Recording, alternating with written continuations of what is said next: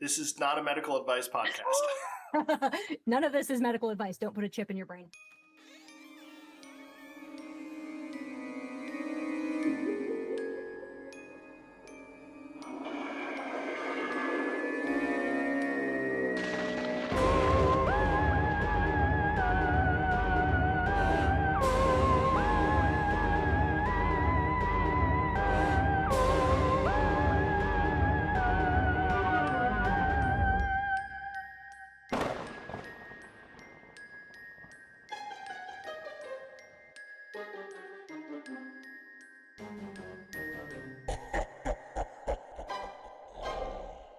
This is We Bleed Orange and Black, the podcast for Halloween and horror lovers. Join us as we interview creators, discuss our favorite horror, and share spooky stories.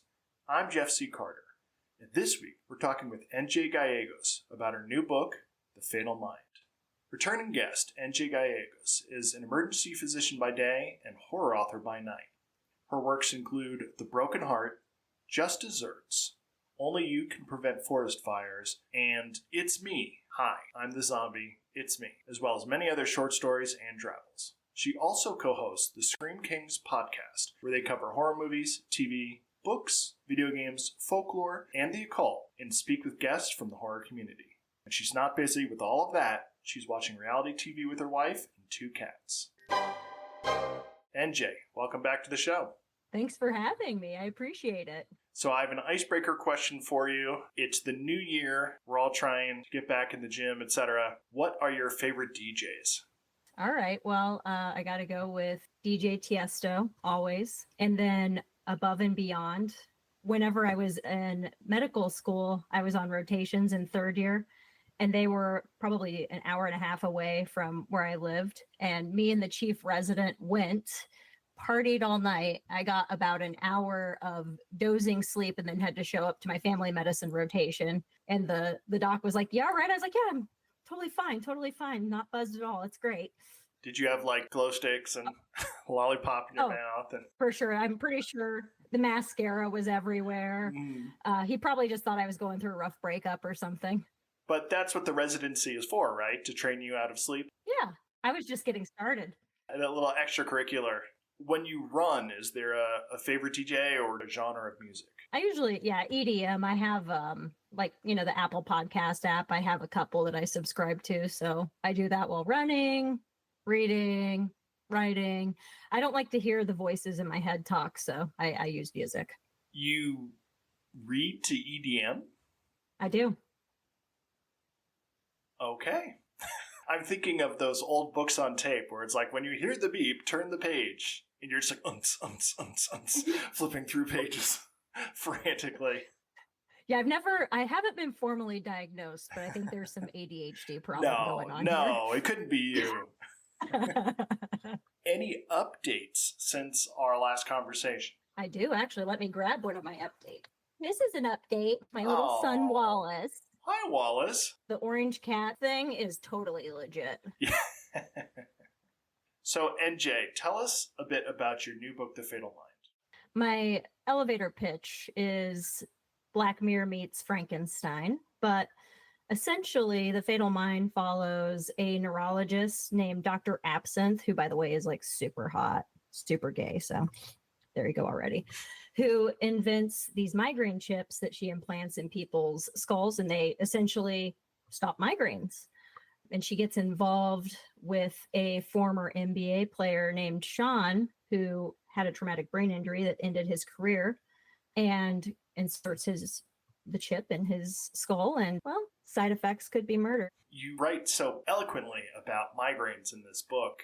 It's sort of the driving force behind everything. Do you have migraines? Luckily, no. My wife has migraines, and I see people, daily that suffer from them in the ER. Would your wife get the chip after reading your book?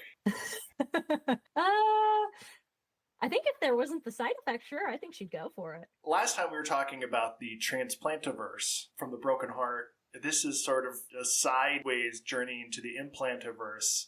The chip in your book is not FDA approved. Do they allow non-approved implants? Or was that just your poetic medical license? I'll be honest, I don't know a lot of the in and outs of like the laws and whatnot, but I think if you have a pretty ironclad contract and you have somebody sign it and they understand the risks and the benefits, I think you probably could get away with it. As long as it's a clinical trial? Most likely, yes. Okay. I was thinking since it doesn't go into the skull, but sort of onto the skull, it's subcutaneous, maybe that would give you some wiggle room. Maybe. And I didn't want to make it go inside of the skull because Dr. Absinthe's only a neurologist. If you went inside, you'd be getting a neurosurgeon involved. So too many cooks in the kitchen. Gotcha. I was surprised that the Dr. Frankenstein in your book, this Dr. Absinthe, was written from a first-person perspective. NJ, is this a bit of a self-insert? Speaking of implants? I actually did consider neurology before settling on emergency medicine. So maybe a little bit, maybe a little wish fulfillment. You went with an NBA player for TBI. Wouldn't the obvious choice have been football player? It would, but I don't know a lot about football. I'll watch football games with my wife who went to University of Texas, Hook 'em Horns. Hook 'em Horns. You're more of a basketball fan? Yeah, I wasn't, again, this is me inserting myself in Dr. Absinthe, but I was great at defense. Like, I was all over you. I was a gnat, couldn't dribble the ball to save my life. I fucking ran with it. Yeah. Then there is a lot culled from your real experience in the book. Yeah. All that hot basketball talk. In addition to the good doctor, you also have a nurse who sort of rounds out this tragic triangle. In the ER, there's a lot of horror stories. There's a lot of chaos. Are these all things you've witnessed or overheard? A lot of it's true to life. Yeah. Have any of your coworkers read your books? Yes, I would say my coworkers are probably my biggest supporters, but they're also like, this bitch needs some therapy. But they also work with me, so they know that at baseline. Do they ever recognize themselves in your books or like, oh yeah, we remember when that meth head came in? Yeah. Yes. Obviously, I changed the names to protect the innocent, but yes. Shout out to all the meth heads in the ER. As you said with your elevator pitch, you comp this to Frankenstein, and then you add some twists to it. Did you start with those in mind? Not particularly. I am a massive pantser. I don't like the idea of like a planner or an outline. It gives me hives, so I don't do that. I have kind of a vague idea of what I want, but when I sit down, it just kind of happens. And then when it does and it really works out, like it is a thrill, let me tell you. I just cackle. It's not just that Dr. Absinthe is driven to invent and promote and protect this chip she's invented to try to help people.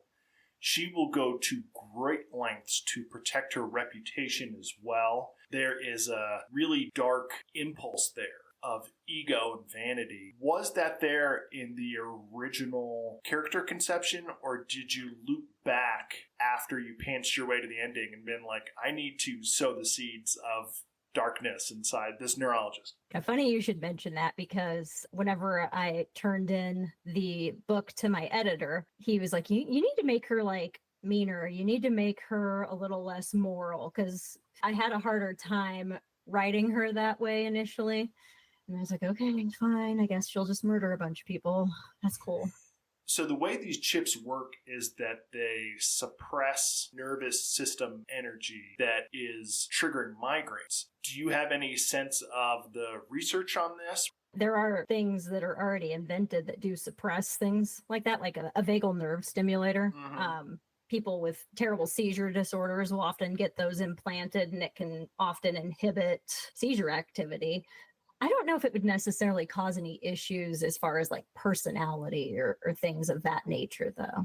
I remember an article about how there were people on drugs to control Parkinson's, and it suppressed some kind of neurotransmitter that calmed their tremors, but it also unexpectedly led to an outburst of gambling addiction. Like, these people's brains were so starved for dopamine that they had to make a choice. Am I going to gamble all of my family's money away, or am I going to suffer from debilitating tremors? That would make sense, because I think, don't quote me on this, because I'm not versed on all the pathophysiology. This is not a medical advice podcast. None of this is medical advice. Don't put a chip in your brain. What is the current state of horror in medicine? It's a fine line. I actually am seeing a lot more folks that do practice medicine that are getting into horror. If you think about it, medicine is pretty closely related to the genre. Like what we do to people is pretty freaking horrific. Body horror at its finest, really. Pop quiz. Someone is admitted into your ER on the full moon, which you claim is much more hectic. If they were a werewolf, at what point in your diagnosis, in your workup, do you think you would catch on? Ooh, I think the sprouting hair. Yeah. It would take until that point? I mean, erratic behavior, that just... Growling, that could be drugs, deeper that voice, could be, yeah, drooling, that's just... biting. That's normal. That's any Tuesday night. Yeah. As a horror fan, you don't think you would have like a head start? I would think I would. I'll be honest, you know what freaks me out worse than that?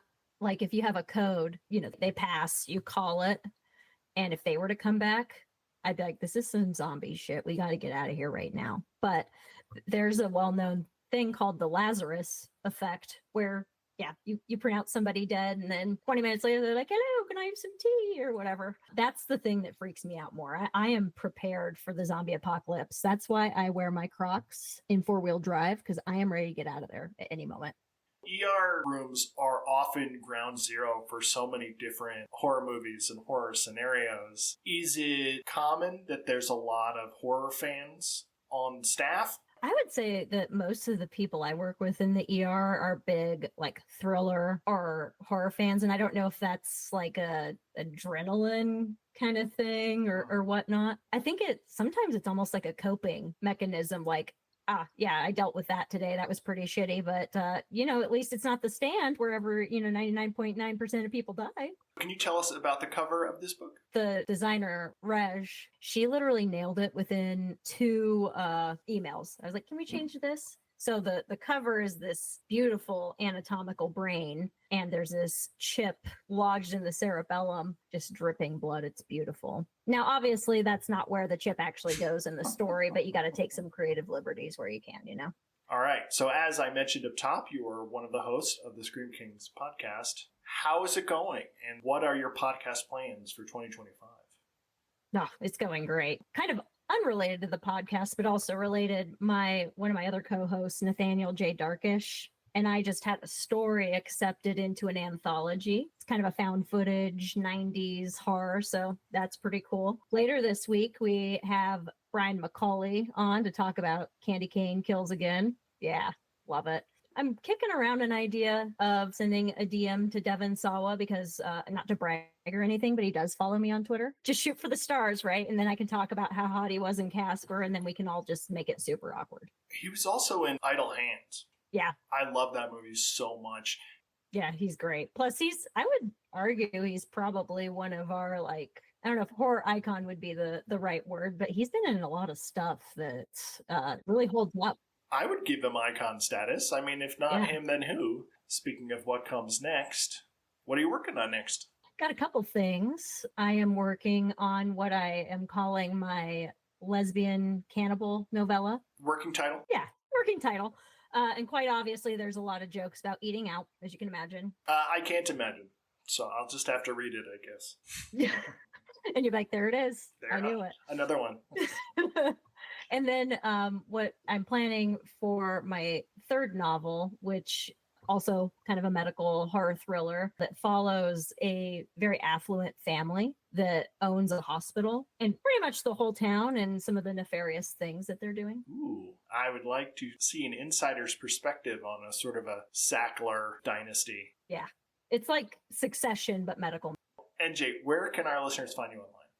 So you can find me on Twitter, the Dark Place, at Dr. Spooky _ER, Blue Sky at Dr. Spooky ER. And you can go to my website, which is njgallegos.com. Gallegos is GALLEGOS, where I also have a merch store. You can order signed copies. I also make my own stickers and whatnot. And then follow the Scream Kings podcast anywhere you get your podcasts. Drop us a 5-star review. where should people go to pick up the book? Unfortunately, it's pretty much Amazon. But yeah, ask your local bookstore, that kind of thing. But like I said, you want a signed copy, go to my website. There you go.